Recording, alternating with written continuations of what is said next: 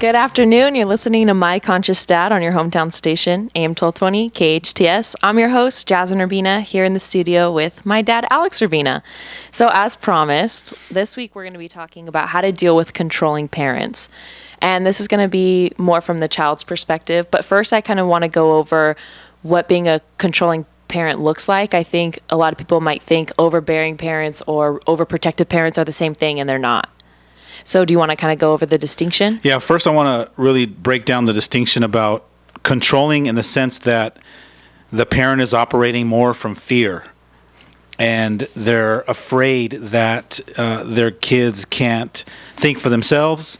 They're afraid that their kids can't make decisions that are going to be have the kinds of outcomes that are going to be successful. So you want to think more in the sense of that there's an underlying assumption that there's fear going on when you're talking about the controlling style parent.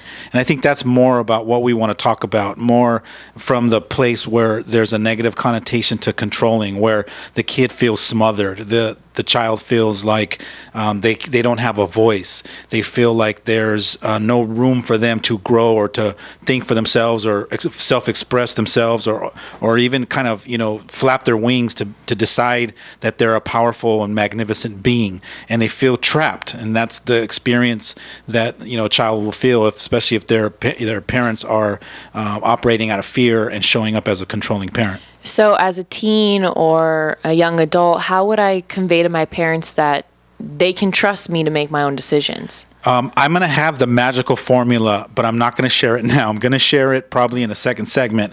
But before we get to that, what I really want to break down is I want to kind of paint a picture for the child or for the young adult. Because, really, you can be in your 60s and still have a parent that's alive and still be controlling you or manipulating you or playing games, and you can be the pawn in that game and not even realize it.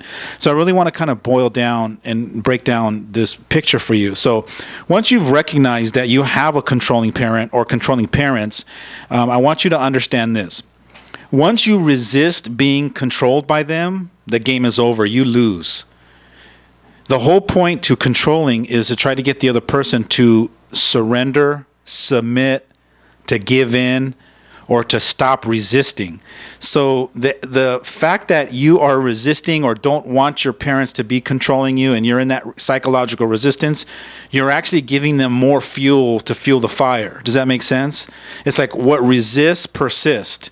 So the trick here is for you to surrender the resistance to not wanting to be controlled. I want to, when I think about this, I think about the quicksand theory. Do you know what happens when you fall into quicksand? Yeah, the more you struggle, the more stuck you get. That's right. So I want you to think about the quicksand theory. If you're in a home or in a relationship where your parents are controlling you, the more that you struggle and resist it and fight against it and argue and push back, you're actually giving them more evidence to be more controlling. Has that ever occurred to you? Now it has. Yeah, exactly. So here's the trick. The trick is do not surrender, do not resist surrender of this game called control. Surrender the resistance to it. Stop fighting it. Stop trying to, let them know that, hey, you're controlling me. Hey, I don't like this. Or, stop the pushback. So the trick is to play the game called controlling. So allow them to control you. But once you're playing the game, the magical ingredients is to beat them inside the game. What are you hearing me say? I guess I'm kind of hearing you say, let them control because you can't do anything about it. That's regardless. Right. It's how you respond to it. That's right. So the trick is to not resist them controlling you. Allow that process to happen so they get to be right about it and they get to, share their theories and opinions. And, well, if you did it this way and, well, I don't want you to come in at this time. Allow that game to play. Play the game. But inside the game, you're going to figure out how to reinvent yourself so that you can win the game. And so later on in the second half, I'm going to tell you exactly how to win the game inside of the game by not resisting it.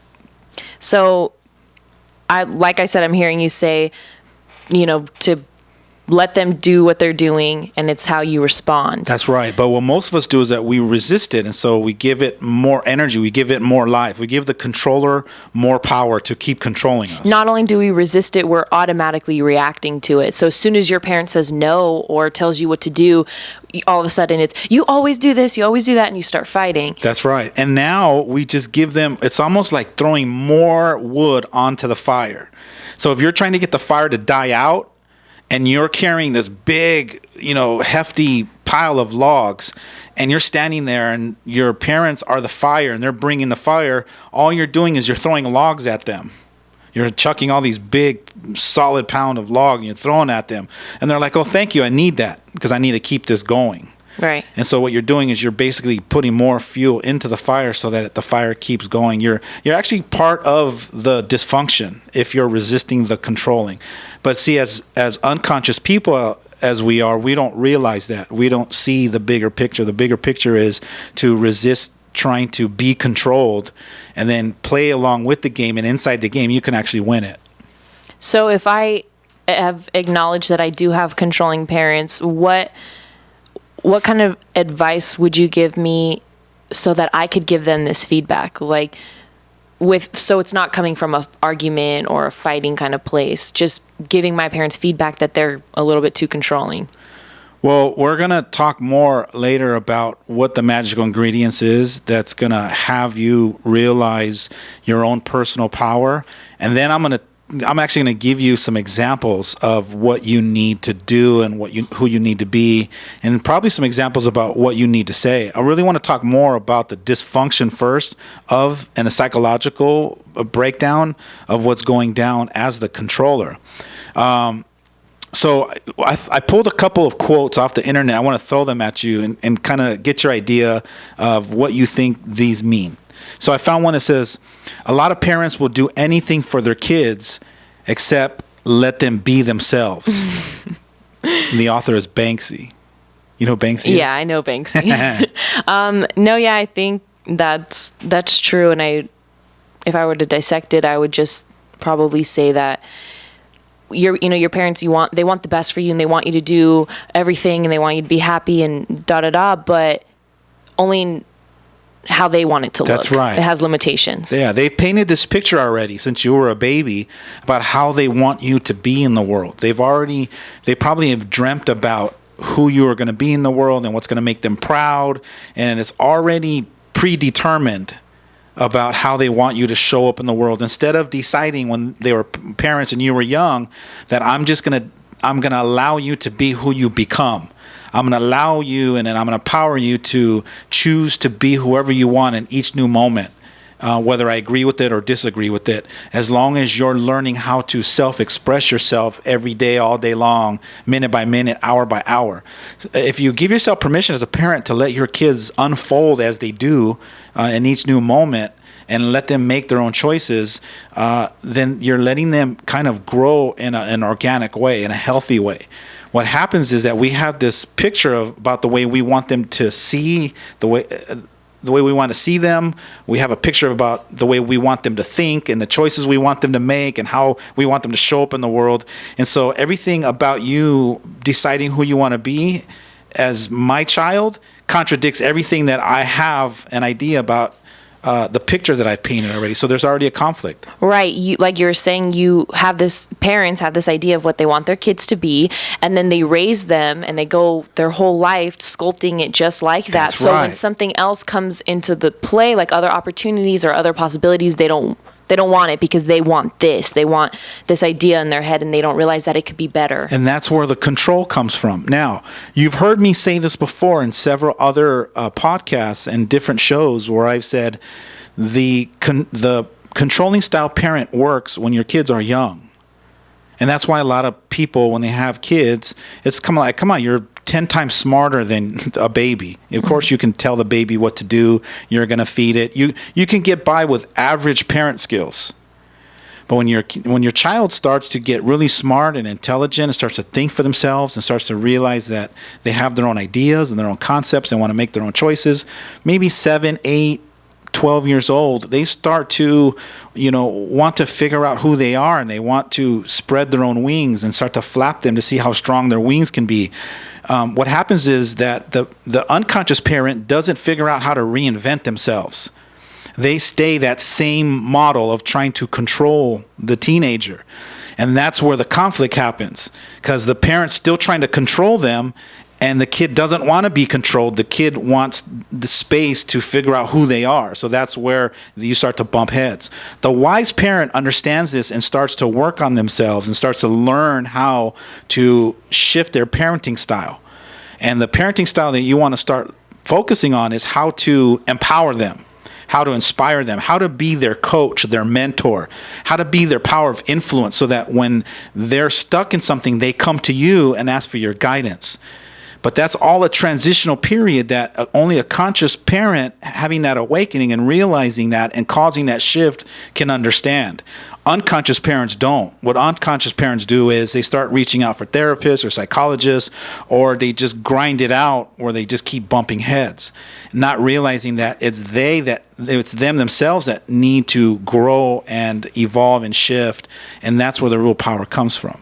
I think we talk a lot about reinventing yourselves and getting creative in parenting. I think it might be a little bit confusing too if you don't really know what that is. Where would you say you could go to find, I don't want to say the answers, but find out how to be that, how to be a creative parent? This is a start. If you're listening to this broadcast, this is a start. It's slowly searching for higher level consciousness and slowly looking for discovering the wisdom that's inside you. There's a wise old man inside of you. There's a wise old woman that's waiting for you to discover her. And it's there, always ready. It's called our spirit. It's called our soul. But what happens is most of us, we don't listen to that voice. The volume is turned down to probably about 20%. And we have the volume in our mind turned up probably at 80%. So we're actually really being coached and mentored by our mind, which our ego lives there. And the ego is designed to keep you safe. It's designed to put walls up, to protect you, to operate out of fear, because it doesn't want you to get hurt, doesn't want you to take risks. So we're listening to this mentor up in our mind. And really the most spiritual mentor that's going to guide you to have all these personal breakthroughs and create an extraordinary life is really in our spirit, is really deep down in our soul. And so this broadcast, what we're about is challenging some of your beliefs and the way that you've been thinking and your unconsciousness to wake you up to go, oh, wow, I didn't realize that. So if you want to direct people, this is a good spot to go. It's not the only spot, but it's, to wake yourself up. The trick is to decide that you want to work on yourself, that, you want to start this new journey of self-growth and discovery and really take yourself to the next level. I think that's the hardest part too, is challenging part. That's the challenge. The most challenging part is to decide that, or to acknowledge that you could be better, or you could work on yourself some more, that there's always room for growth. And that's, like I said, the most challenging part is just acknowledging and becoming self-aware. Absolutely. The most challenging part, I even get stuck in it. The most challenging part for a human being is realizing that where you're at is okay. There's nothing wrong with that. But you have to ask yourself, is okay good enough for me? Am I okay with just being okay? So I have an okay life. I have an okay, marriage. I have an okay relationship with my family. My kids are okay. But in the okay, there's going to be some prices that are going to pay. You're going to pay some prices. There's some goodies in there, but there's prices you're going to pay. And some of that price is struggling. There's a lot of broken, lost, confused, hurt, angry, suffering inside of being okay. It's just part of life. But if you decide that you weren't born to have an okay life or an average, ordinary life, and just one day you get this crazy idea that, no, I was born to live an extraordinary life. Why can't I have that? If you, out of your own accord, decide that, you start to wake up and start to search for that. And in your search, everywhere you search, all areas and all arrows are going to be pointed back to who? Me. Back to me. And it's going to say you need to evolve, you need to grow, you need to develop, you need to mature, you need to get some wisdom. And so it all focuses on the personal growth in myself, which most of us unconsciously, we don't grow. We have stopped growing when we were 15 or 16 years old. When I'm talking about interpersonal stuff like, wisdom and the emotional growth, the emotional intelligence it takes for you to really be successful in your relationships. And really, all life is all surrounded around relationships. It really boils down to how good are you able to relate to yourself and to others. I want to jump on, before we go on a break, I want to jump on to the next quote that I found. It's called Effective Parenting 101. It says, teaching our children to control themselves is far more effective than trying to control our children. Model, don't manipulate. Lead, don't intimidate. Support, don't shame. Encourage, don't threaten. Guide, don't punish. Listen, don't lecture. What's the distinction that you're hearing underneath all of these? I think in the first one where it's coming from love and the other one is coming from fear. Nice. I love that you said that, because if you look at the model, don't manipulate. Model is the love energy and manipulate is the fear energy. So all it's doing is showing you the distinction between the parenting model of the come from. Is right. That every choice I'm making to show up as a parent is either a loving energy or a fearful energy. And you can only really break down the distinction when you're conscious. Exactly. And I think one of them said, don't threaten. A lot of those were especially a lot of my friends who have controlling parents, they make most of their decisions because they don't want to get in trouble or they're afraid of their parents. And I think that's a little manipulative coming from a parent to have your kid living in that space. But when you're unconscious, you don't know you're manipulating. It's just the way that you're parenting. It's the way that your mom and your dad parented you. So you're oblivious to that. There could be a different way. Right. It comes from that old school parenting style of you do everything your parents say and like they're always right and you don't ask questions, you just do it. That's the old school way. Or if it's not broke, don't fix it. A lot of people, if they're living average, ordinary, or if they're living great lives, if it's working, they're like, hey, don't mess with it. It's working. But it's not working to a higher level. You're not living to your full capacity. You haven't reached the greatness. You haven't hit extraordinary. And so that's really what it boils down to, is you got to ask yourself, what is it that, you're looking for? What's the outcome? And then the last quote I found is, the way we talk to our children becomes their inner voice. That's actually funny, because sometimes when I'm doing things or trying to make decisions, I hear you asking me questions, not telling me anything. You're asking me questions like, okay, who's this going to benefit? Is this a win-win for you? And I hear all kinds of different voices in my head, and it's always your voice. So it's kind of funny that's real for other people too. Yeah, the way we talk to our children becomes their inner voice. It's almost like your inner coach. So as a parent, the way that you're talking to your kids, you're being their inner coach. So imagine they have their own little inner coach that's guiding them. And if most of your words are, hey, you stupid, what are you doing? Or why would you do it that way? Or what were you thinking? All those have a negative connotations to them. Even though you meant well, even though you love them and you want them to win, and in your mind you're justifying it with, look, I only called him on it because I want him to look at it so he can learn. That's great. I get your come from. I get your, the passion you have to want them to win and to fight for them. But the way that you're expressing it has an open invitation for them to misinterpret it like they're not good enough.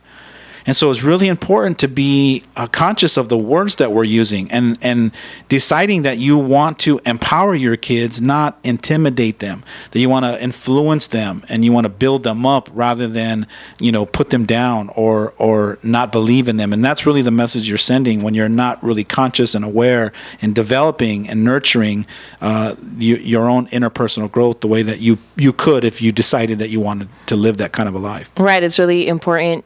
Not only, I understand that most parents are coming from a loving place, but to also deliver the message so that your kids are receiving it, that it's coming from a loving place and not a fearful place. There's no shadow of a doubt that every parent loves their kid more than they probably love themselves. They would take a bullet for their kids. There's no shadow of a doubt in that area. The question is the message that you're landing, the way that you're expressing, the way that you're articulating it, the way that you're communicating it, is that love to that level landing the same way with your kids, or could it be misinterpreted? All right. We'll talk more about it after the break. Stay tuned for more of My Conscious Dad right here on your hometown station, AM 1220 KHTS.